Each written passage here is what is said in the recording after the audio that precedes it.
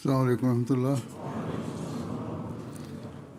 أشهد أن لا إله إلا الله وحده لا شريك له وأشهد أن محمدا عبده ورسوله. أما بعد فأعوذ بالله من الشيطان الرجيم. بسم الله الرحمن الرحيم. الحمد لله رب العالمين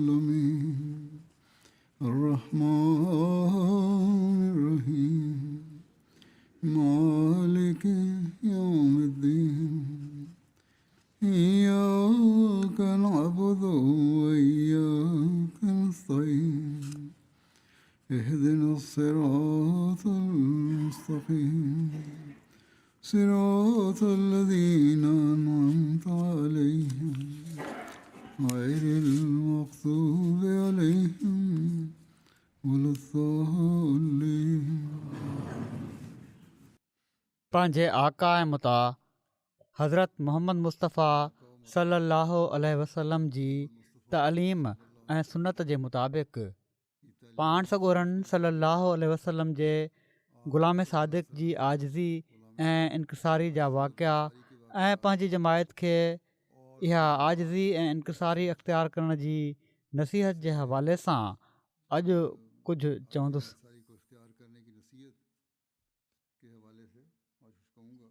संदन आजिज़ी जे आला मयारनि खे ॾिसंदे ख़ुदि अलाह ताला खेनि इल्हामनि इन जी सनद अता फ़रमाई। 18 मार्च 1957 में खेनि इल्हाम थियो त तेरी आजिज़ाना राहें उसको पसंदि आई, माना त तुंहिंजूं आजिज़ाणियूं वाटूं उनखे पसंदि आयूं। हज़रत अक़दस मसीह मऊद अलैहिस्सलातु वस्सलाम हिकिड़े हंधि फ़रमाइनि था, हिन आजिज़ ते ज़ाहिर कयो वियो आहे त ही ख़ाकसार पंहिंजी गुरबत ऐं इंसार ऐं तवक्कुल ऐं ईसार ऐं आयात ऐं अनवार जी रूह खां मसीह जी पहिरीं ज़िंदगी जो नमूनो आहे ऐं हिन आजिज़ जी फितरत ऐं मसीह जी फितरत पाण में तमामु ई हिकु जहिड़ियूं निकितियूं आहिनि।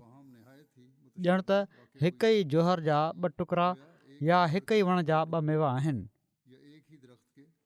ऐं हिक ई क़िस्म जो इतिहाद आहे जेको कशफी नज़र में तमामु ई मामूली फ़र्क़ु आहे ऐं पिणु ज़ाहिरी तौर ते बि हिकिड़ी मुशाबिहत आहे ऐं उहा हीअं त मसीह हिकिड़े कामिल ऐं अज़ीमुशान नबी माना त मूसा जो ताबे ऐं दीन जो ख़ादिम हुयो ऐं उनजो इंजील तौरात जो फ़रा हो ऐं ही आजिज़ बि उन जलीलुशान नबी जे आहकर ख़ादिमनि मां आहे जो जेको सैयदुर रसूल ऐं सभिनी रसूलनि जो ताज आहे।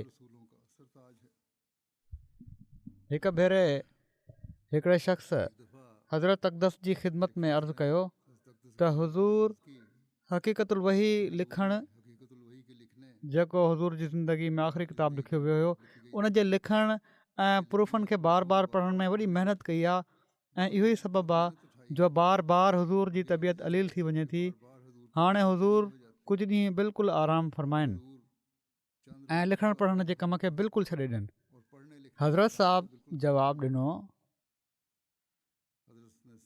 असांजी महिनत ई छा आहे, असांखे त शर्म थो अचे जॾहिं त असहाब रज़ियल्लाहु अन्हुम जी महिनतुनि ॾांहुं ॾिसूं था त कहिड़ी तरह ख़ुशीअ सां उन्हनि वाट खुदा जी पंहिंजा कंध बि कपराए छॾिया।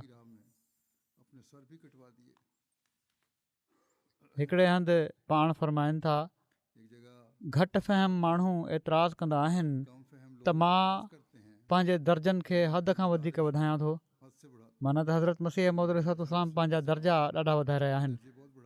फ़रमाइनि था, मां ख़ुदा ताला जो कसम खणी थो चवां त मुंहिंजी तबियत ऐं फितरत में हीअ ॻाल्हि न आहे त मां पंहिंजो पाण खे कंहिं तारीफ़ जो ख़्वाहिशमंद ॾिसां ऐं पंहिंजी अज़मत जे इज़हार सां ख़ुशि थियां। मां हमेशह इंकिसार ऐं गुमनामियुनि जी ज़िंदगी पसंदि कंदो रहियुसि, पर हीउ मुंहिंजे अख़्तियार ऐं ताक़त खां ॿाहिरि हुयो जो ख़ुदा ताला ख़ुदि मूंखे ॿाहिरि कढियो। ऐं जेतिरे क़दुरु मुंहिंजी तारीफ़ ऐं बुज़ुर्गी जो इज़हार उन पंहिंजे कलाम में जेको मूं ते नाज़िल कयो वियो आहे कयो आहे। पाण फरमायूं त हीअ समूरी तारीफ़ ऐं सभु बुज़ुर्गी पाण सॻोरनि सल्लल्लाहु अलैहि वसल्लम जी आहे। नो मुस्लमान खे बि पाण इस्लाम जी आजिज़ी ऐं सादगी जी तालीम जी नसीहत फ़रमाईंदा हुआ। जीअं त लिखियलु आहे त 22 अक्टूबर 1903 में हज़रत अक़दस जी ख़िदमत में हिकिड़ो ऑस्ट्रेलियन नो मुस्लिम जंहिंजो नालो मोहम्मद अब्दुल हक़ आहे आयो। ॻाल्हि ॿोल दौरान हज़रत अक़दस उनखे फ़रमायो त असांजे उसूलनि मां हिकिड़ो हीउ बि आहे त असीं सादी ज़िंदगी गुज़ारींदा आहियूं। उहे समूरा तकल्लुफ़ात जो जेके अॼुकल्ह यूरोप ज़िंदगी जूं लाज़मी शयूं बणाए रखियूं आहिनि उन्हनि खां असांजी मजलिस पाक आहे। रस्म ऐं आदत जा असां पाबंद न आहियूं। इन हद ताईं हर हिकु आदत जी रिआयत रखूं था, ख़्यालु रखूं था जो जंहिंजे छॾण सां कंहिं तकलीफ़ या मासियत जो अंदेशो हुजे, तकलीफ़ न पहुचे, गुनाह न थिए जंहिंसां। बाक़ी खाइण पीअण ऐं निशिस्त बर्ख़ास्त में असां सादी ज़िंदगी खे पसंदि कयूं था। ही आजिज़ी जा आला मयार आहिनि जेके पाण पंहिंजी जमायत जे माण्हुनि में बि पैदा करणु चाहिनि पिया। जीअं त हिकिड़े हंधि पाण फ़रमाइनि था आजिज़ी अख़्तियार करणु घुरिजे। आजिज़ी सिखणु ॾुखी न आहे, इहा सिखणी छा आहे? इंसान त पाण ई आजिज़ आहे ऐं उहो आजिज़ी जे लाइ पैदा कयो वियो आहे। वमा ख़लक़तुल जिन्न वल इंसा इल्ला लियअबुदून, ऐं मां जिन्ननि ऐं इंसाननि खे सिर्फ़ु पंहिंजी इबादत जे लाइ पैदा कयो आहे। तकबुर वग़ैरह सभु बणावटी शयूं आहिनि। जेकॾहिं हू इहा बणावट छॾे ॾिए त उनजी फितरत में आजिज़ी नज़र ईंदी। पोइ सो ही आहे उहो उसूल जंहिंसां अलाह ताला जो कुर्ब बि हासिलु थींदो आहे। आजिज़ी अख़्तियार करण जी तलक़ीन कंदे हिकिड़े हंधि फ़रमाइनि था मुबारक उहे माण्हू जेके पंहिंजो पाण खे सभिनी खां वधीक ज़लील ऐं नंढो सम्झंदा आहिनि ऐं लाॼाईंदे ॻाल्हि कंदा आहिनि ऐं ग़रीबनि ऐं मिसकिननि जी इज़त कंदा आहिनि ऐं आजिज़नि सां इज़त सां पेश ईंदा आहिनि ऐं कॾहिं बि शरारत ऐं तकबुर जे करे चिथरूं न आहिनि कंदा ऐं पंहिंजे करीम रब खे यादि रखंदा आहिनि ऐं ज़मीन ते ग़रीबी सां हलंदा आहिनि। सो मां बार बार चवां थो त अहिड़ा ई माण्हू आहिनि जंहिंजे लाइ निजात तयारु कई वई आहे। जेको शख़्स शरारत ऐं तकबुर ऐं ख़ुदिपसंदी ऐं गुरूर ऐं दुनिया परस्ती ऐं लालच ऐं बदकिरदारी जे दोज़ख खां हिन ई जहान में ॿाहिरि न आयो, हू उन जहान में बि कॾहिं बि ॿाहिरि न थींदो। माना त हिन जहान में जेके अमल हूंदा नेकी जा उहे ई अॻिले जहान में बि कमु ईंदा। फ़रमाइनि था त मां छा कयां ऐं किथां अहिड़ा लफ़्ज़ आणियां जेके हिन गिरोह जी दिलनि ते असरु कनि, माना त मूंखे मञण वारनि ते। ऐं ख़ुदा मूंखे अहिड़ा लफ़्ज़ अता फ़रमा ऐं अहिड़ियूं तक़रीरूं इल्हाम कर जेके हिननि दिलनि ते पंहिंजो नूर विझनि ऐं पंहिंजी तरियाकी ख़ासियत सां उन्हनि जे ज़हर खे ख़तमु करे छॾनि।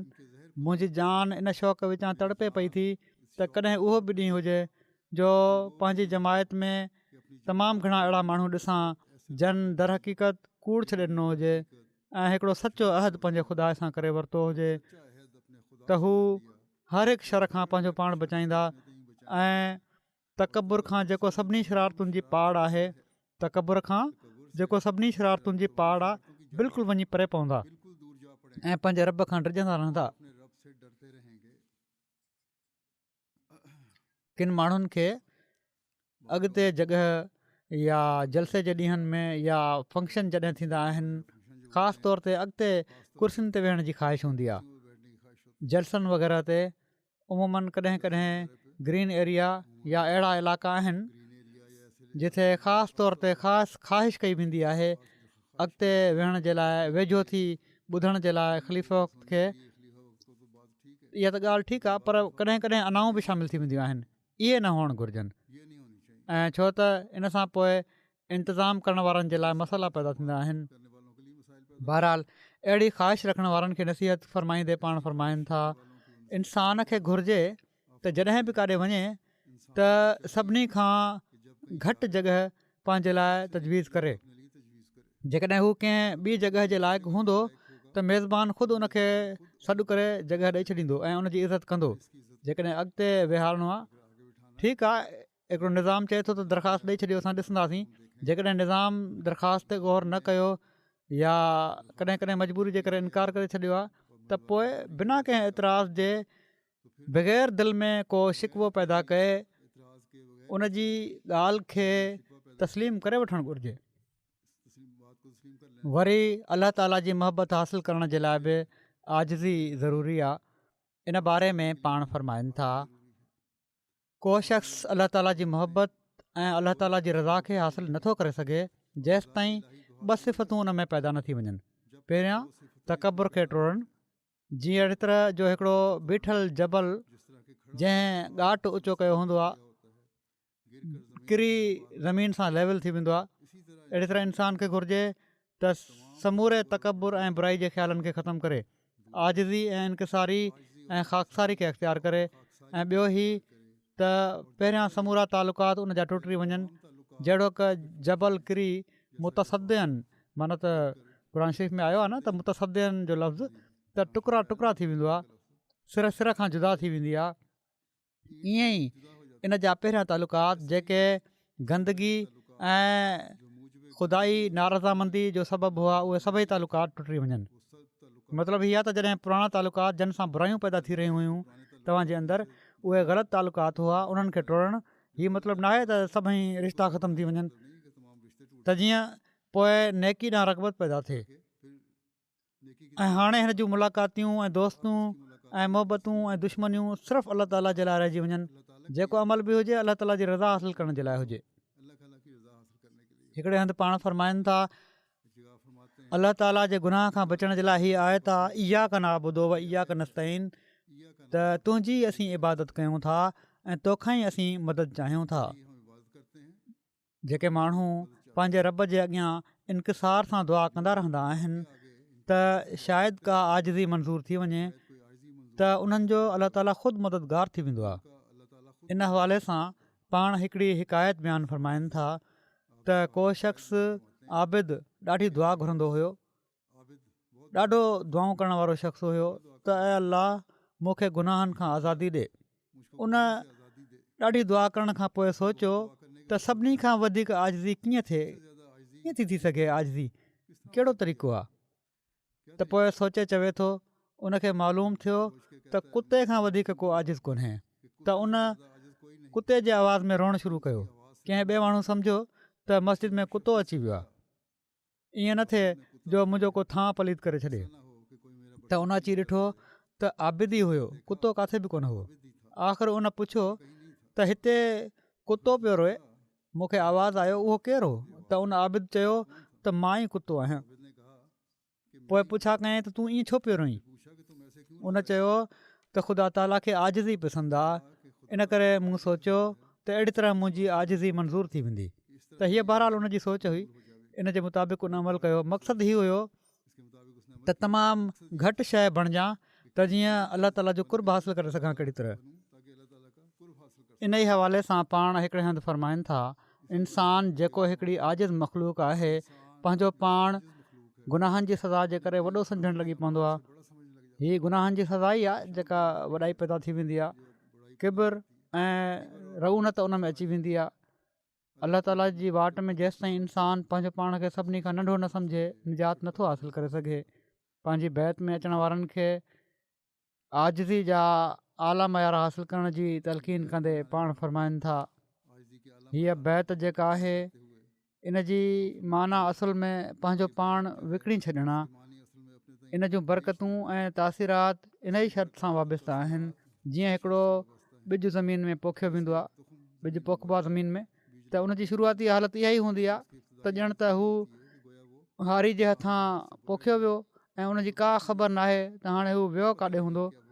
ज़मीन में उछले छॾियो, ज़मीन जे अंदरि लिकी पियो उनाही में, हाणे ख़बर न आहे हुनजो कहिड़ो हाल थियणो आहे।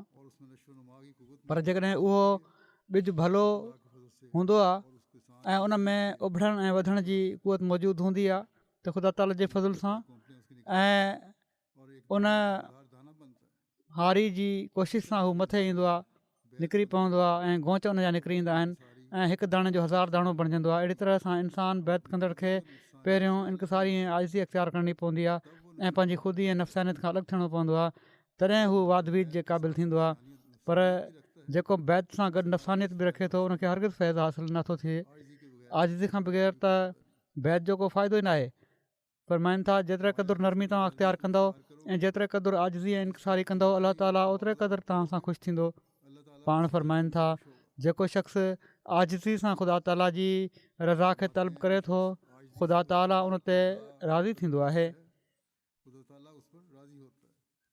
वरी आज़ी जे हवाले सां या आज़ी करण सां छा मिलंदो आहे? तकबुर इंसान खे काॾे वठी वेंदो आहे? हीउ नुक़्तो बयानु फरमाईंदे पाण फरमाइनि था त सभिनी खां पहिरियां आदम बि गुनाह कयो हुयो ऐं शैतान बि, पर आदम में तकबुर न हुयो।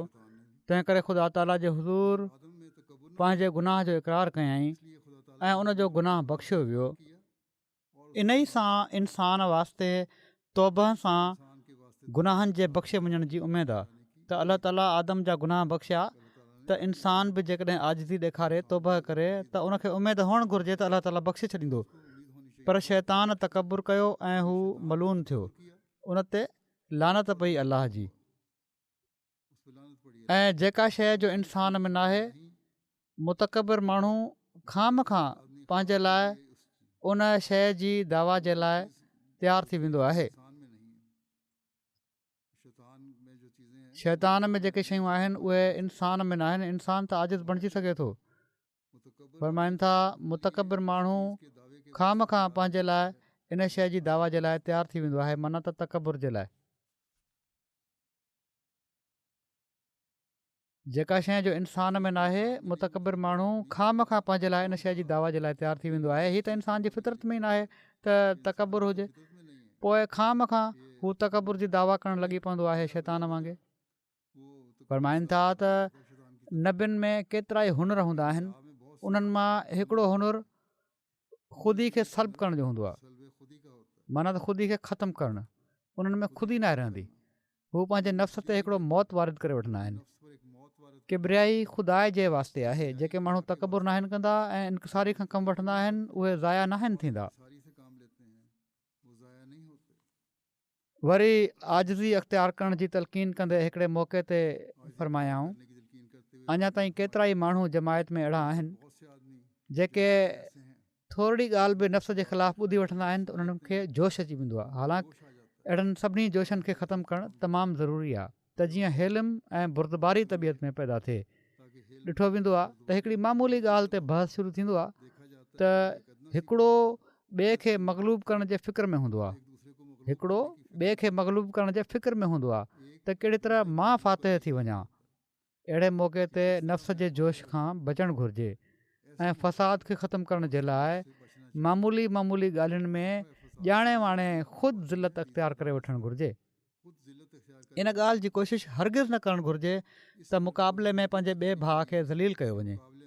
जेकॾहिं असां इन जो जाइज़ो वठूं पंहिंजी ज़िंदगी में, केतिरा ई माण्हू अहिड़ा आहिनि जेके ही कूड़ी गैरत रखंदा आहिनि ऐं उन्हनि में अना हूंदी आहे, तंहिं करे झेड़ा बि वधंदा आहिनि। पर अलाह ताला जो कुर्ब हासिलु करिणो आहे त इन सां निजात हासिलु थी वेंदी आहे। ऐं पर के त नुक़सानु पहुचाइण जी कोशिशि कंदा आहिनि ग़लति रंग में।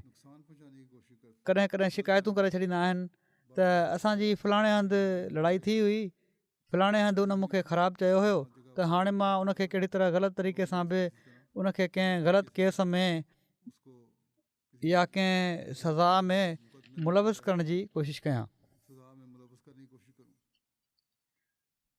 हिकिड़े मौक़े ते आजिज़ी अख़्तियार करण वारनि जो मरण खां पोइ मिसाल ॾींदे पाण फरमायाऊं त मरण त सभिनी जे लाइ मुक़दरु आहे।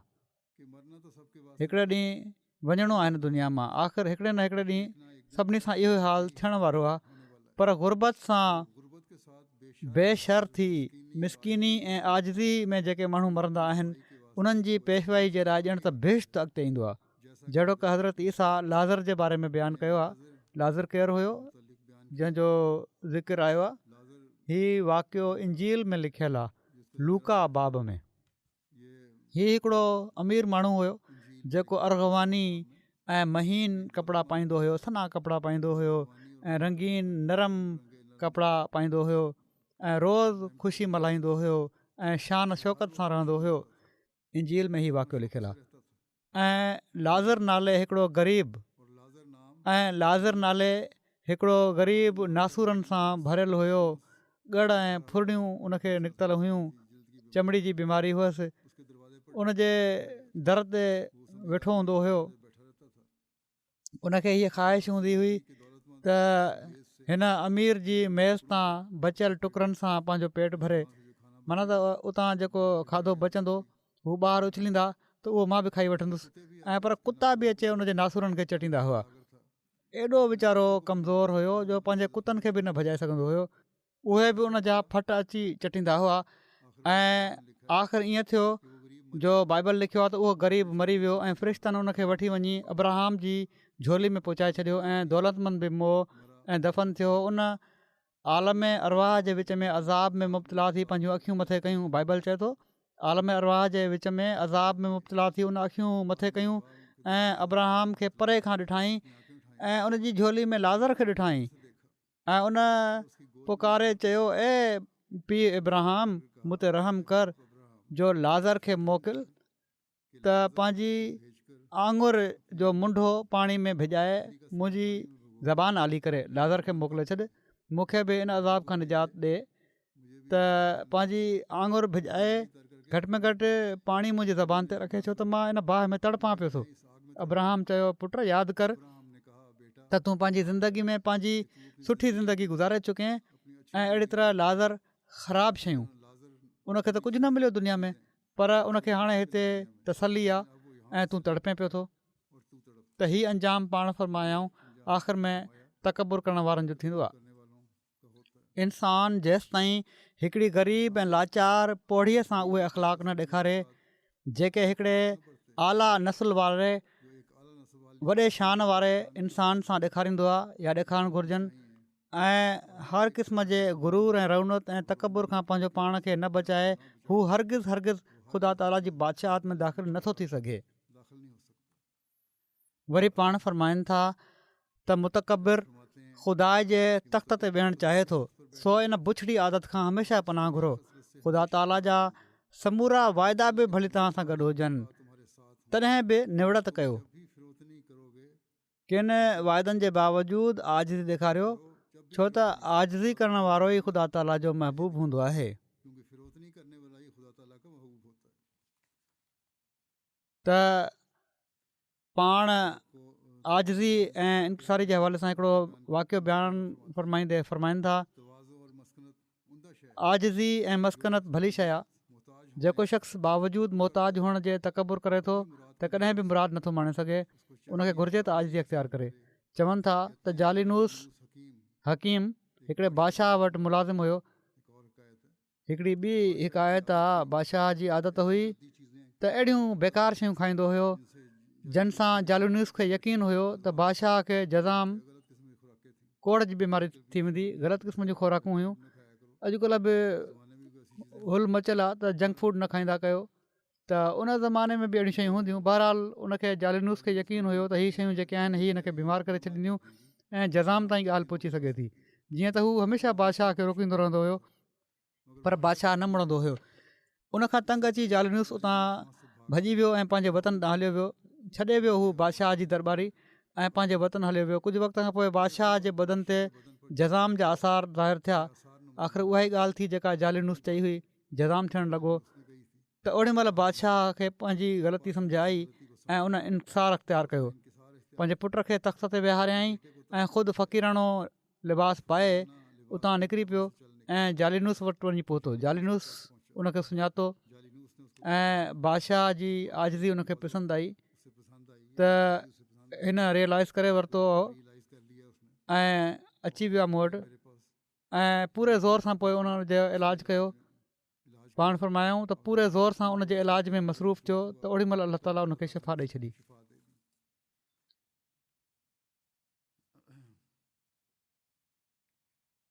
पंहिंजी हिकिड़ी मजलिस में पंहिंजे इल्हाम जो ज़िक्र कंदे पाण जेका नसीहत फ़रमायाऊं इन जो ज़िक्र रिवायत में हीअं मिले थो त फ़जर जी नमाज़ खां पहिरियां हज़रत अक़दस अची फ़जर महल हज़रत अक़दस अची नमाज़ खां अॻु में थोरी देरि मजलिस कई, माना त फ़जर जी नमाज़ खां बि पहिरियां अची विया ऐं मजलिस कयाऊं ऐं इन उहाफ़िज़ कुल मनफ़िदार इल लज़ीन अलाओ वस्तकबरू, माना त मां दार जे अंदरि रहण वारनि जी हिफ़ाज़त कंदुसि सवाइ उन्हनि माण्हुनि जे जन वॾाई ऐं तकबुर कयो जे बारे में फ़रमायाऊं। इन में वॾाई ऐं तकबुर मां हीअ मुराद न आहे त माल ऐं वजाहत जो तकबुर हुजे, ऐं पर हर हिकु शख़्स जो जेको आजिज़ी ऐं इनकिसारी सां ख़ुदा जे साम्हूं पंहिंजो पाण पेश नथो करे ऐं इन जे हुकमनि खे नथो मञे, उहो इन में दाख़िल आहे। तोड़े उहो ग़रीब ई छो न हुजे, घर में दाख़िल थियण वारो उहो ई हूंदो जेको आजिज़ी ॾेखारण वारो हुजे। वरी पाण हिकिड़े मौक़े ते फ़रमायाऊं त जॾहिं इंसान खे कामयाबी हासिलु थींदी आहे ऐं इज़त ऐं मुसीबत जी हालत नाहे रहंदी त जेको शख़्स उन वक़्तु इनकिसार खे अख़्तियार करे ऐं ख़ुदा खे यादि रखे उहो कामिल आहे। ऐं सिर्फ़ु हीअ ॻाल्हियूं पाण जमायत खे नसीहत न फ़रमायूं ऐं पर पंहिंजे अमल सां बि हीअ ॻाल्हियूं बयानु कयूं अथनि, साबित कयूं अथनि, जंहिंजो शुरू में मूं मिसाल बि ॾिनो त अलाह ताला खे बि पसंदि आयो संदन अमल। बहरहाल के रिवायतूं संदन पंहिंजे अमल जूं आहिनि। हज़रत मिर्ज़ा बशीर अहमद साहिबु रिवायत कई त मूंखे मिर्ज़ा सुल्तान अहमद साहिबु ॿुधायो त ॾाॾो साहिबु असांजे वॾे चाचे मिर्ज़ा ग़ुलाम क़ादिर साहिब खे कुर्सी ॾींदो हुयो। मजलिस में वेठा हूंदा हुआ त हिननि जा जेके ॾाॾा हुआ हज़रत मिर्ज़ा सुल्तान अहमद जा, माना त हज़रत मसीह मौद अलैहिस्सलाम जा वॾा भाउ, उन्हनि खे कुर्सी मिलंदी हुई ऐं माना त जॾहिं हू ॾाॾे साहिब वटि वेंदा हुआ त उन्हनि खे कुर्सी ते विहारींदा हुआ, पर वालिद साहिबु पाण ई वञी हेठि सिफ़ ते वेही रहंदा हुआ। हज़रत मसीह मौद अलैहिस्सलाम जॾहिं बि इन मजलिस में वेंदा हुआ पोइ हिते जिथे आम माण्हू वेठा हूंदा हुआ सिफ़ में उते वञी वेहंदा हुआ। कॾहिं ॾाॾो साहिबु उन्हनि खे मथे वेहण लाइ चवंदो हुयो त वालिद साहिबु चवंदा हुआ त मां हिते ई ठीकु आहियां। कॾहिं खेनि हीअ ख़्वाहिश न थी त ऊची जॻह ते वेहां, ऐं पर आम माण्हुनि में वेहंदा हुआ। जहिड़ी तरह पहिरियां पाण नसीहत फ़रमाई आहे न त मेज़बान जेको आहे उहो पाण ई विहारे छॾींदो, ख़ुदि हमेशह इन ते ज़िंदगी में अमल कयो अथनि। अहिड़ी तरह हज़रत मिर्ज़ा बशीर अहमद साहिबु हिकिड़ी ॿी रिवायत बयानु कनि था त मूंखे काज़ी अमीर हुसैन साहिबु चयो त हिकु दफ़ो असां हज़रत साहिब खां पुछियो त हुज़ूर हदीस में अचे थो त सभिनी नबियुनि ॿकरियूं चारियूं आहिनि, छा कॾहिं हुज़ूर बि चारियूं आहिनि? पाण फ़रमायाऊं त हा, मां हिकु दफ़ो ॿाहिरि ॿनिनि ते वियुसि, उते हिकिड़ो शख़्स ॿकरियूं पियो चारे। उन चयो त मूंखे हिकिड़ो थोरो कमु आहे, तव्हां मुंहिंजी ॿकरियुनि जो ख़्यालु रखो। पर हू ईअं वियो जो बसि शाम वापसि आयो ऐं उन जे अचण ताईं असांखे ॿकरियूं चारणियूं पियूं। सॼो ॾींहुं उन जूं ॿकरियूं चारींदा रहिया। हालांकि पाण उन इलाइक़े जा रईसज़ादा हुआ, हिकिड़े रईस जा पुट हुआ, पर पाण शर्म न सम्झाऊं ऐं शाम ताईं उन माण्हू जूं जेको संदन हारी हुयो या कमु करण वारो हुयो उन जूं ॿकरियूं पाण चारींदा रहिया। अहिड़ी तरह संदन आजिज़ी जो ज़िक्र कंदे हज़रत ख़्वाजा अब्दुर्रहमान साहिबु कारकुन दफ़्तर अल-फज़ल बयानु कनि था त मां हज़रत मसीह मऊद अलैहिस्सलाम जे दरवाज़े ते दरबानी कई आहे। हुज़ूर जे घर जे ॿाहिरां वेठो रहंदो हुउसि हिफ़ाज़त जे लाइ, अचण वञण वारनि जो पैगाम ॾियणु या इतलाह करणो हुजे या को ज़रूरी कमु हुजे त करण जे लाइ। बहरहाल चवंदा त मां ॿाहिरि वेठो हूंदुसि दर ते हुज़ूर जे, ऐं हुज़ूर जे घर जे अंदरि ऐं फ़रमायाऊं त दरबानी कई आहे ऐं हुज़ूर जे घर जे अंदरि बि घर में देरि ताईं रहियो आहियां ऐं अंदरि बि विधोसि मां त मां हज़रत साहिब खे जी खां सवाइ कॾहिं बि को लफ़्ज़ ॻाल्हाईंदे न ॿुधो। जॾहिं बि हज़रत साहिबु ॻाल्हि कई मूंसां हमेशह जी करे ॻाल्हि कंदा हुआ, हमेशह जॾहिं कलाम कंदा हुआ त जी खे ज़रूरु इस्तेमालु कंदा हुआ। तकबुर ऐं गुरूर मूं न ॾिठो, चवनि था गुरूर ऐं तकबुर मूं न ॾिठो मंझंदि कॾहिं बि। हमेशह हलीमी सां ॻाल्हि कंदा हुआ, चहिरे ते हमेशह बशाशत रहंदी हुई, मुंहं में घुंड विझंदे या अखियूं कुरड़ियूं कंदे मां कॾहिं न ॾिठो, कॾहिं बि निड़ ते घुंझ न आयो। मां कॾहिं बि हीअ न ॿुधो त कंहिंखे हज़रत साहिबु ओ या तूं जो लफ़्ज़ इस्तेमालु कयो हुजे, ओ या तूं जो लफ़्ज़ कॾहिं बि इस्तेमालु न कंदा हुआ, हमेशह इज़त सां पेश ईंदा हुआ। हज़रत मिर्ज़ा बशीर अहमद साहबु तहरीर कनि था त डॉक्टर मीर मोहम्मद इस्माइल साहबु मूंखे ॿुधायो त हज़रत मसीह मौद अलैहिस्सलाम खे घर जो को कमु करण खां बि आर न हो। खटूं बि पाण विछाए वठंदा हुआ, फ़र्श करे वठंदा हुआ, माना त मोप वग़ैरह कंदा आहिनि उहो बि करे वठंदा हुआ, हंधि बि विछाईंदा हुआ, ॿुहारी ॾींदा हुआ। कॾहिं यकदमि मींहुं वसी पवंदो हुयो त नंढा ॿार खटुनि ते सुता पिया हूंदा हुआ, हज़रत हिकिड़े पासे खां ख़ुदि उन्हनि जूं खटूं पकड़ींदा हुआ ऐं ॿिए तरफ़ खां को ॿियो शख़्स पकड़ींदो हुयो ऐं अंदरि विरांडे में कंदा हुआ। अॼुकल्ह त एसी ऐं पखा वग़ैरह आहिनि, उन ज़माने में त कोन हुआ, त गर्मियुनि में माण्हू ॿाहिरि अङण में सुम्हंदा हुआ ऐं राति जो झक या मींहुं अची वञे त खटूं खणी पोइ अंदरि विरांडे में कढणियूं पवंदियूं हुयूं, त पाण मदद कराईंदा हुआ खणण में ॿारनि जूं खटूं। जेकॾहिं को शख़्स अहिड़े मौक़े ते सुबुह महल ॿारनि खे ज़ोर सां लोॾे जाॻाइणु चाहींदो हुयो त हज़ूर झलींदा हुआ ऐं फ़रमाईंदा हुआ त अहिड़ी तरह यकदमि लोॾण ऐं रड़ियूं करण सां ॿारु डिॼी वेंदो आहे, आहिस्ते सॾु करे उथारींदा कयो। वरी हज़रत मिर्ज़ा बशीर अहमद साहब बि हिकिड़ी रिवायत बयानु कनि था त मूंखे मिर्ज़ा सुल्तान अहमद साहबु ॿुधायो, हिननि बि अॻिते हीअ रिवायत ॿुधी मौलवी रहीम बख़्श साहिब खां त हिननि जा वालिद ॿाहिरि चौॿारे में रहंदा हुआ, उते ई उन्हनि जे लाइ खाधो वेंदो हुयो, ॿाहिरि घर जो जेको हिसो हुयो ऐं जहिड़े क़िस्म जो बि खाधो हूंदो हुयो खाई वठंदा हुआ।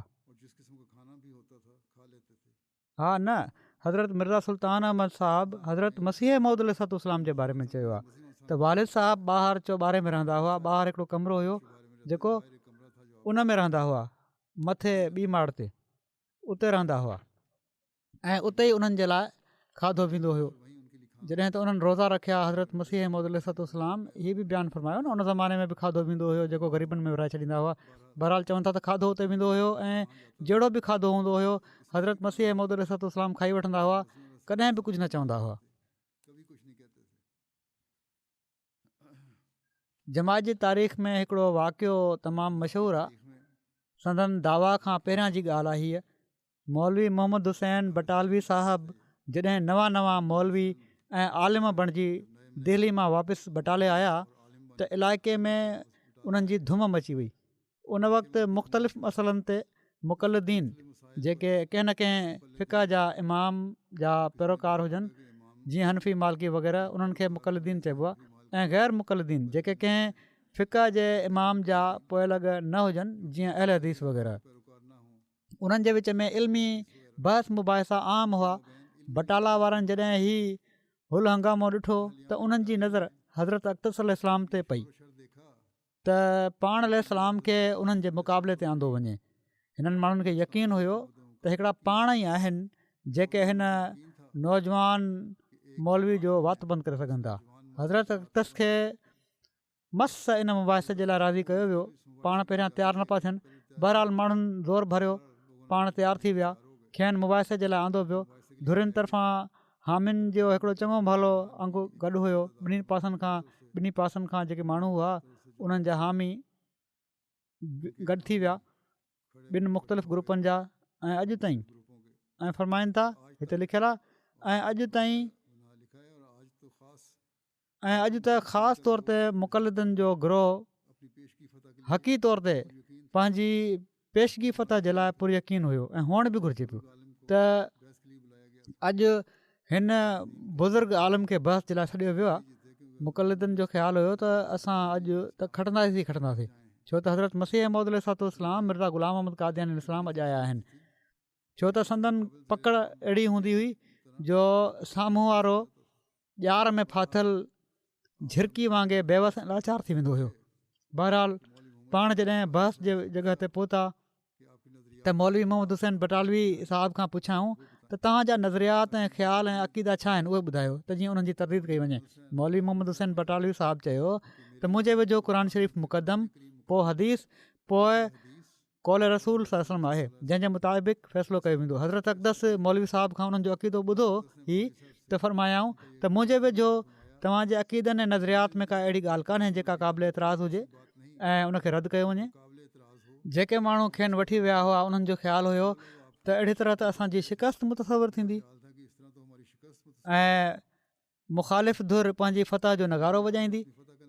पाण सिधो सिधो मौलवी साहिब खे चई छॾियऊं त मां त का क़ाबिल एतिराज़ ॻाल्हि नथो सम्झां, तंहिं करे कुझु बि थिए मौलवी साहिब खे इन मुबाहिसे जे मैदान में कुझु त नदामत जो निशान लॻाइणु घुरिजे, निशानो दाग़ लॻाइणु घुरिजे।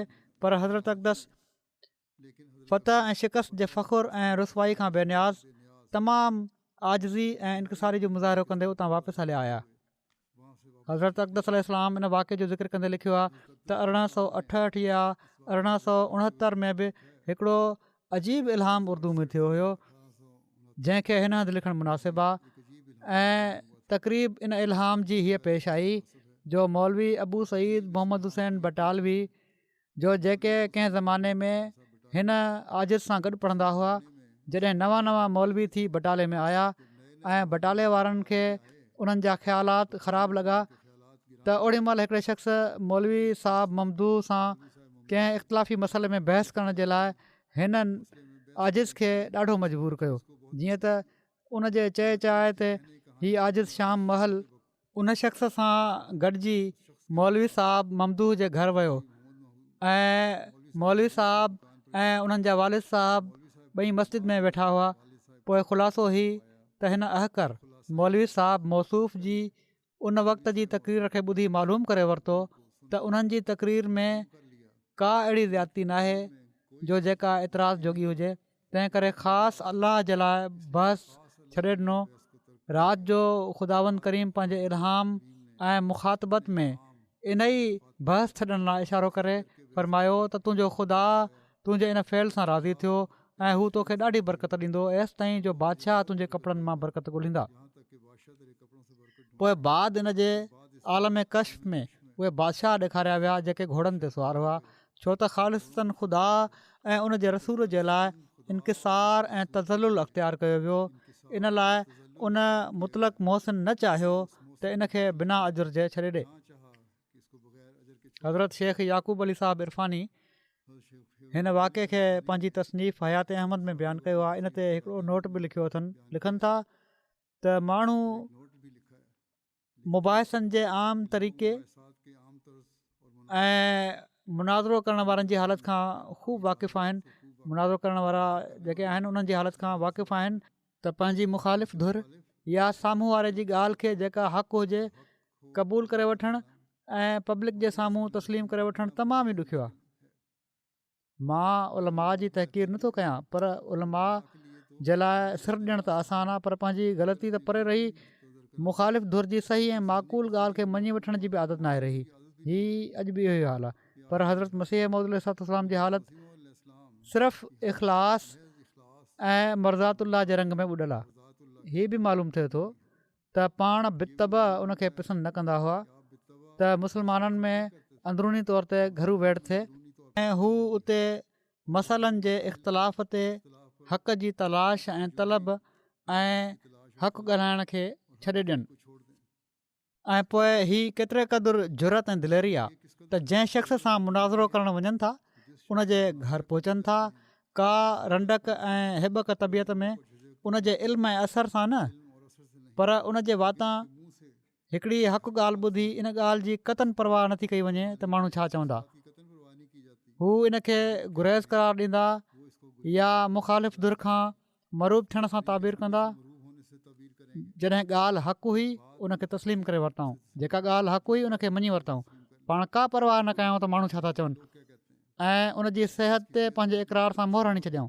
हीअ हिकिड़ो अहिड़ो फ़ैल आहे जंहिंजो मिसाल अंबिया अलैहिस्सलाम ऐं उन्हनि जे ख़ासि पोइलॻनि जी ज़िंदगियुनि खां सवाइ किथे बि नाहे मिलंदो। इख़लास फ़िद्दीन ऐं पंहिंजे हिर्स ऐं लालच खे चीभाटे छॾण जो ज़ोरदार जज़्बो सिर्फ़ु ख़ुदा ताला जे फज़ल सां ई मिली सघे थो। पोइ इन फ़ैल जी क़बूलियत जा आसार उन ई वक़्तु ज़ाहिर थी विया ऐं अलाह ताला पंहिंजे इल्हाम जे ज़रिए बिशारत ॾिनी ऐं रज़ी अल्लाह अनहु जो ॼण त सर्टिफिकेट अता करे छॾियईं। इंसानु दुनिया में चाहींदो आहे त उन जी क़बूलियत वधे ऐं माण्हू उन ॾांहुं मुतवजो थियनि। अलाह ताला इन फ़ैल जे नतीजे में ॿुधायो त बादशाह तुंहिंजे कपिड़नि मां बरकत ॻोल्हींदा। हीउ उहो ज़मानो आहे जो इब्राहिम अहमदिया जी तालीफ़ ऐं तरतीब जो अञा ताईं ख़्याल बि न पैदा थियो हुयो।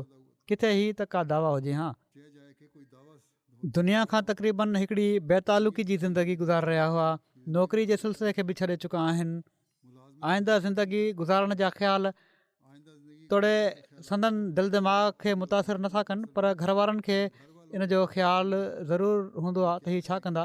उन वक़्तु इल्हाम थिए थो त बादशाह बरकत ॻोल्हींदा जॾहिं कुझु बि न हुयो वठनि। हज़रत वालिद साहिबु क़िबला बि अञा जीअरा आहिनि उन वक़्तु संदन मक़सदु ज़िंदगी जी इन मंज़िल में आहिनि जिथे हिकिड़े दुनियादार जे लाइ वॾियूं उमेदूं हूंदियूं आहिनि ऐं उमिरि जो उहो हिसो आहे जॾहिं त हर क़िस्म जा ख़्याल ऐं ख़ुददारी ऐं ख़ुदनुमाई जा जज़्बात पूरे जोश ऐं ज़ोर में हूंदा आहिनि। पंहिंजी ॻाल्हि जो हठ ऐं ज़िद हूंदो आहे। इन्हनि सभिनी हालात में हज़रत मिर्ज़ा साहिबु हिकिड़े मशहूरु मौलवी सां मुबाहिसे जे लाइ वञनि था ऐं उनजी तक़रीर ॿुधी उनखे सही ॾिसी उनजी तस्दीक करे था छॾनि।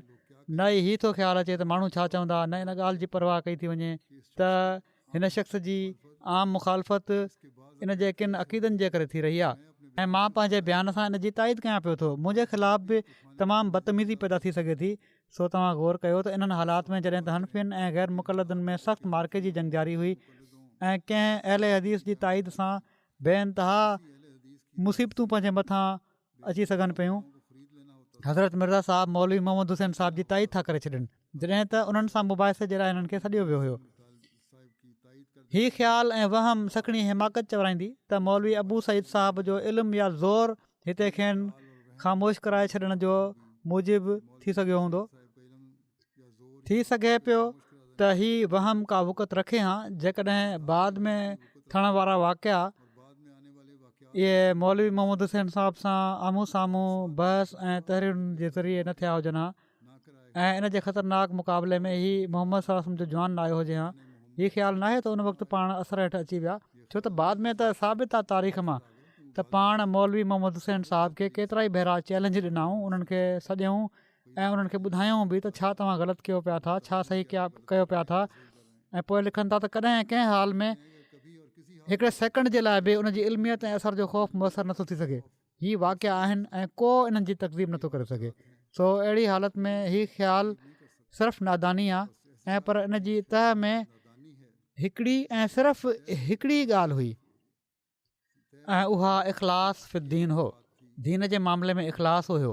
इन लाइ पाण उन वक़्तु ई तस्लीम करे वरिताऊं त मौलवी मोहम्मद हुसैन बटालवी जे डप विचां तस्लीम न कयाऊं, छो त बाद में पाण उन्हनि खे केतिरा ई भेरा चैलेंज बि ॾिनाऊं ऐं उन्हनि खे दावतूं बि ॾिनाऊं ऐं उन्हनि खे सही रस्ते ते अचण जी तलक़ीन बि कयूं।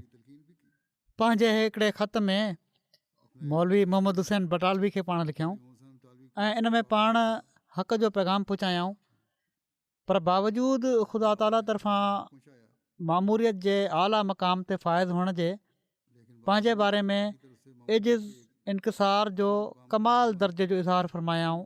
जीअं त पाण लिखनि था त मखदूमी मुकरमी अख़वीम मौलवी साहिबु सल्लल्लाहु ताला तव्हांजो ख़त मिलियो। हिन आजिज़ जे लाइ तमामु ॾुखियाई जी ॻाल्हि हीअ आहे। अस्सलामु अलैकुम वरहमतुल्लाहि वबरकातुहू बि लिखियो हुआ उन में। बहरहाल लिखनि था त हिन आजिज़ जे लाइ तमामु ॾुखी ॻाल्हि हीअ आहे त तबियत अक्सर दफ़ा ओचिते तौर ते अहिड़ी अलील थी वेंदी आहे जो मौत साम्हूं नज़र ईंदो आहे ऐं कुझु बीमारी त ॾींहुं राति रहंदी आहे। जेकॾहिं घणो ॻाल्हायां त मर्ज़ जो दौरो शुरू थी वेंदो आहे, जेकॾहिं घणो फ़िक्र कयां त उहो ई दौरो वरी अची वेंदो आहे। छो त तव्हांजो आख़िरी ख़त आयो, लॻे पियो त ॼण त तव्हां ऐं मौलवी अब्दुल जब्बार साहिबु रलिजी ख़त लिखियो आहे, तंहिं करे जवाबु इन तरीक़े जो लिखियो वियो आहे। हीअ आजिज़ बीमारी वधण जे करे कमु नथो करे सघे, तमामु घणो बीमारी जो ज़ोर आहे हिन वक़्तु। हीअ ताक़त किथे आहे त तक़रीरी या तहरीरी बहस शुरू कयां। बहस करण जो हिन वक़्तु मूं में बहस करण जी हिमत कान्हे। सिर्फ़ु ख़ुदा ताला जे फज़ल सां ही 3 रिसाला जेके पाण किताब लिखिया हुआ, फ़तेह इस्लाम तौज़ीह मराम ऐं ज़ाला हम लिखिया विया आहिनि, उहे बि अहिड़ी तरह जो अक्सर ॿियो शख़्स हिन आजिज़ जी तक़रीर खे लिखंदो वियो ऐं तमामु घटि इतफ़ाक़ थियो जो पंहिंजे हथ सां कुझु लिखियो हुजे। एतिरो टाइम नथो मिले जो इबारत खे चङे तरीक़े सां सही कयो वञे। तव्हांजी मालूमात हदीस में तमामु कुशादी आहे, घणी आहे। मौलवी साहिब खे लिखनि था त मां त ही 3 किताब लिखिया आहिनि। तव्हांजी मालूमात हदीस में तमामु वसी आहे, वॾा आलिम आहियो। हीउ आजिज़ हिकिड़ो उमीअ जाहिल माण्हू आहे, पंहिंजो पाण खे त उमीअ जाहिल चयो आहे। हज़रत मसीह मौद अलैहिस्सलाम न इबादत आहे, न रियाज़त, तमामु आजिज़ी जो इज़हार कनि पिया था, न इल्मु आहे, न लियाकत। मक़सदु का शइ बि नाहे। ख़ुदा ताला तरफ़ां हिकिड़ो अमुर हुयो ऐं कती यकीनी हुयो। हिन आजिज़ पहुचाए छॾियो। मञणु न मञणु पंहिंजी पंहिंजी राय ऐं सम्झ ते मौक़ूफ़ आहे। पाण तमामु आजिज़ी सां उन्हनि खे तबलीग बि कयूं। मुंशी अहमद जान साहिब जे नाले हुज़ूर अलैहिस्सलाम जो हिकिड़ो ख़त शाया शुदा आहे। इन में बि पाण आजिज़ी ऐं इनकिसार जो ज़िक्र कयो अथनि।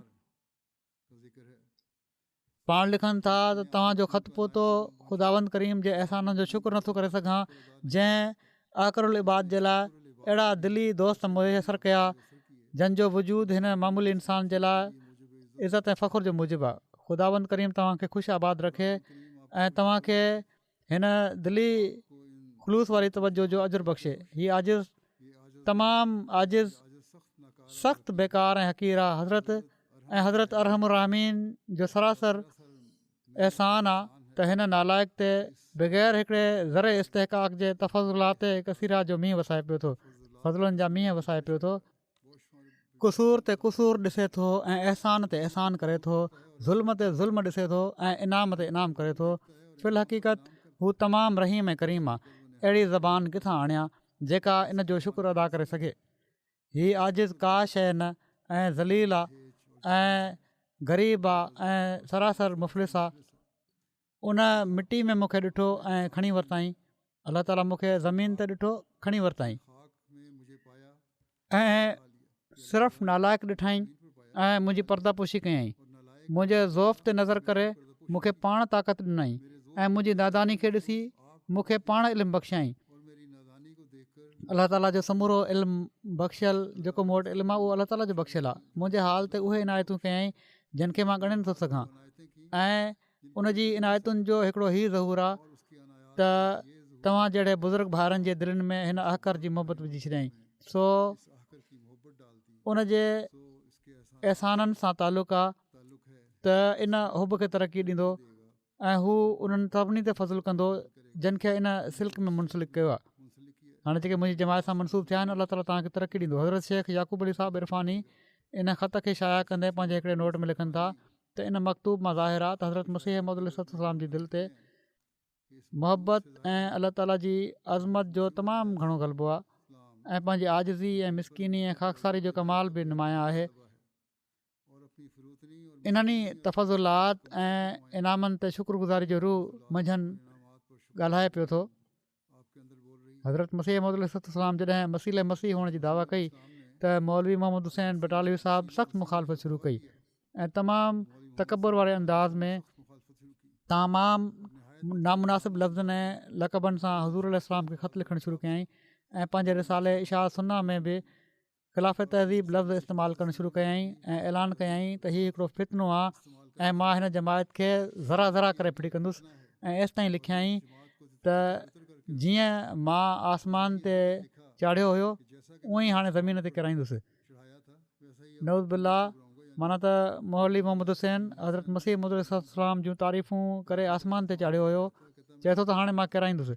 मौलवी साहिब खे ज़ोम हुयो त ब्राहिन अहमदिया ते मुंहिंजे रिव्यू हज़रत खे ॼण त आसमान ते चाढ़े छॾियो हुयो, पर हिन समूरी बदज़ुबानी ऐं तकबुर वारी गुफ़्तगू ऐं ख़त किताबत जे जवाब में हज़ूर अलैहिस्सलाम अहिड़े हिल्म ऐं तहमुल ऐं इज़्ज़त इंकिसार जो इज़हार फ़रमायो जो मसीह नासरी जे हिल्म खे बि मात ॾेई छॾियऊं। हिते मौलवी साहिब जे नाले हज़ूर अलैहिस्सलाम जो सिर्फ़ु हिकिड़ो ख़त पेश कयो थो वञे जंहिंमां ज़ाहिर थिए थो त उनजी बदज़ुबानी ऐं तकबुर जे मुक़ाबले ते हज़ूर अलैहिस्सलाम जी दिलि में हमदर्दी ऐं ख़ैरखाही ऐं इज़्ज़त इंकिसार जो हिकिड़ो समुंड मौजूदु आहे। जीअं त पाण मौलवी साहिब खे मुखातिब करे लिखनि था, तव्हांजो ख़तु मिलियो जेतोणीकि ख़ुदावंद करीम ख़ूब ॼाणे थो त हीअ आजिज़ उन तरफ़ां मामूर आहे ऐं अहिड़नि मामलनि में जिथे अवाम जे फितने जो अंदेशो आहे जेसि ताईं कामिल ऐं कती ऐं यकीनी तौर ते हिन आजिज़ ते ज़ाहिर न कयो वञे हा, हरगिज़ ज़बान ते न आणे हा, पर इन में कुझु हिकमत ख़ुदा ताला जी हूंदी। हिन मसीह जे नुज़ूल जे मसइले जो इस्लाम जी हक़ीक़त ऐं मग़ज़ जेको आहे असां को तालुक़ु न आहे ऐं हिकिड़े मुस्लमान ते उन जी असुलु हक़ीक़त खोली वई आहे जंहिं ते बसबब अख़ुवत हुस्न ज़न बि करणु घुरिजे। तव्हांखे मुखालफ़ानी तहरीर जे लाइ जोश ॾिनो वियो आहे। पहिरियों त इहो हुयो त ईसा खे मां जेकॾहिं चयो आहे फ़ौत थी विया आहिनि त तव्हां माण्हुनि खे मुंहिंजी ताईद करणु घुरिजे पई हिकिड़े मुस्लमान हुअण जी हैसियत सां, पर तव्हां मुखालफ़त वारियूं ॻाल्हियूं शुरू करे ॾिनियूं। फ़रमाइनि था त तव्हांखे मुखालफ़ानी तहरीर जे लाइ जोश ॼारायो वियो आहे ऐं मूंखे ख़बर आहे त तव्हांजी नियत इन में नेक हूंदी, नेक नियत सां शायदि कयो हुजे। जेतोणीकि मूंखे तव्हांजे इस्तेजाल जे बारे में शिकायत हुजे, जेका तकड़ ॾेखारियो पिया था, तव्हां लफ़्ज़ इस्तेमालु कयो पिया था तकड़ में, ऐं इन खे रूबरू या ग़ाइबाणो बि बयानु कयां, पर तव्हांजी नियत जे बारे में मूंखे हुस्न ज़न आहे। पोइ बि मां तव्हां सां हुस्न ज़न रखां थो ऐं तव्हांखे हिन ज़माने जे अक्सर आलिमनि ऐं पर जेकॾहिं तव्हां नाराज़ न थियो त किन ख़ुदा ख़ातिर जिदोजहद जे कमनि जे लिहाज़ खां मौलवी नज़ीर हुसैन साहिब खां बि बहितर सम्झां थो। ऐं जेतोणीकि मां तव्हां सां इन्हनि ॻाल्हियुनि जी शिकायत कयां, पर पोइ बि तव्हांजी सफ़ाई बातिन जे करे तव्हां सां मुहबत आहे। जेकॾहिं मां सुञाणो न वञा त मां सम्झंदुसि त मुंहिंजे लाइ इहो ई मुक़दरु हुयो। मुंहिंजो फतह ऐं शिकस्त सां को तालुक़ु न आहे, ऐं पर उबूदियत ऐं हुकुम जी इताअत सां मक़सदु आहे। हुकुम जी इताअत सां सरोकार आहे, इन सां को सरोकार न आहे त मूंखे फतह मिले थी या न। मूंखे त अलाह ताला हुकुम ॾिनो आहे त हीअ कर, उनजी इताअत में मां हीअ कयां पियो थो।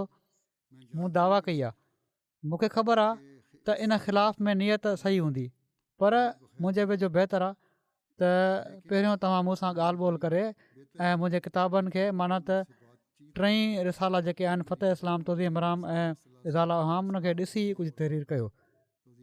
मूंखे इन सां को ग़म ऐं रंज न आहे त तव्हां जहिड़ा दोस्त मुखालफ़त ते तयारु हुजनि, छो त मुखालफ़त राय बि हक़ जे लाइ हूंदी। तव्हां शायदि हक़ जे लाइ विढ़ी रहिया हुजो, पर पहिरियां मुंहिंजा किताब त पढ़ी वठो तव्हां। हाणे मूंखे तव्हां सां मुलाक़ात जे लाइ सिहत हासिलु आहे। जेकॾहिं तव्हां अची सघां थो मां, मुंहिंजी सिहत ठीकु आहे मुलाक़ात जे लाइ। जेकॾहिं तव्हां बटाले में अची वञो त जेतोणीकि मां बीमार ऐं मथे जे चकर एतिरा क़दुरु आहिनि जो बि नमाज़ बि नथो पढ़ी सघां, पर पोइ बि किरंदे ड्रहंदे तव्हां वटि पहुची वेंदुसि। एतिरी सिहत त हूंदी जो सफ़र करे सघां थो, पर बहरहाल मूंखे मथे जे सूर ऐं चकरनि जी तकलीफ़ आहे। बहरहाल मां पहुची वेंदुसि। पोइ हज़रत मसीह मौद अलैहिस्सलाम मौलवी मोहम्मद हुसैन साहिबु बटालवी जे नाले हिकिड़े ॿिए मकतूब में लिखनि था, जेकॾहिं तव्हां नाराज़ न थियो त हिन आजिज़ जी दानिस्त में अख़वीम मौलवी हकीम नूरुद्दीन साहिब जे मुक़ाबिल तव्हांजी तहरीर में कुझु सख़्ती हुई। हकीम मौलवी नूरुद्दीन साहिबु जेको ख़त लिखियो खेनि, उन में पाण वॾा सख़्तु लफ़्ज़ इस्तेमालु कया अथनि। ख़ुदा ताला इंकिसार ऐं तज़ल्लुल खे हमेशह पसंदि कंदो आहे ऐं आलिमनि जा अख़लाक पंहिंजे भाइरनि सां सभिनी खां आला दर्जे जा हुअणु घुरिजनि। अख़लाक भला हुअणु घुरिजनि। जंहिं दीन जी हिमायत ऐं हमदर्दी जे लाइ ॾींहुं राति कोशिशूं थी रहियूं आहिनि, उहो छा आहे? सिर्फ़ु इहो ई त अलाह ऐं उन जे रसूल जे मर्ज़ी जे मुताबिक़ असांजा समूरा अहवाल ऐं अफ़वाल उथणु वेहणु थी वञे। मुंहिंजे ख़्याल में सभई अख़लाक हासिलु करण मां जेतिरे क़दुरु ख़ुदा ताला आजिज़ी ऐं निवड़त ऐं इंकिसार ऐं हर हिकु अहिड़े तज़ल्लुल खे जेको तकबुर जे ख़िलाफ़ु आहे पसंदि करे थो, ॿियो अहिड़ो को शोबो अख़लाक जो हुनखे पसंदि न आहे। मूंखे यादि आहे त हिकु दफ़ो हिकिड़े सख़्तु बेदीन हिंदू सां हिन आजिज़ जी ॻाल्हि ॿोल थी ऐं उन हद खां वधीक तहक़ीर दीन मतीन जे लाइ लफ़्ज़ इस्तेमालु कया। दीनी गैरत जे करे कंहिं क़दुरु आजिज़ वग़लुज़ अलैहिम त उन्हनि ते सख़्ती कयो, इन ते अमल कयो, पर छो त उहो हिकिड़े शख़्स खे निशानो बणाए सख़्ती कई वई हुई। इन करे मूंखे इल्हाम थियो त तुंहिंजे बयान में सख़्ती आहे, रिफ़्क़ घुरिजे, रिफ़्क़। मां हालांकि उनजो जवाबु ॾिनो हुयो त इन ते बि मूंखे अलाह ताला चयो त तूं नरमी कर। जेकॾहिं असां इंसाफ़ सां ॾिसूं त असां कहिड़ी शइ ऐं असांजो इल्मु कहिड़ी शइ आहे। जेकॾहिं समुंड में हिकिड़ी झिरकी चुंभ हणे त इन सां छा घटाईंदी? समुंड में पाणी मां झिरकी जेकॾहिं पीए थी, चुंभ हणे थी, त इन मां छा घटिजंदो? असांजे लाइ बि बहितरु आहे त जीअं असां दर हक़ीक़त ख़ाकसार आहियूं, ख़ाक ई बणिया रहूं। जॾहिं त असांजो मौला असांखां तकबुर ऐं वॾाई पसंदि नथो करे त छो कयूं? असांजे लाइ अहिड़ी इज़त खां बेइज़ती भली आहे जंहिंसां असां ते नाराज़गी अची वञे। अलाह ताला खे नाराज़ करण खां बहितरु आहे त असांजी बेइज़ती थींदी रहे। सो संदन हर कौल ऐं फ़ैल आज़ी जे इज़हार सां भरियलु हुयो। सिर्फ़ु हिकिड़ी जुस्तजू हुई, सिर्फ़ु हीअ त ख़ुदा ताला जी रज़ा हासिलु थिए, इन जे पैगाम खे दुनिया में पहुचायो वञे, उन जी वादानियत खे क़ाइमु कयो वञे। असांखे बि बार बार पाण इहा ई नसीहत फ़रमायाऊं त आज़ी अख़्तियार कयो, इन ई में तव्हांजी भलाई आहे ऐं इहा ई शइ तव्हांखे ख़ुदा ताला जो कुर्ब बि ॼाणाईंदी। अलाह ताला असांखे आज़ी जी वाटुनि खे अख़्तियार करण जी तौफ़ीक़ अता फ़रमाए।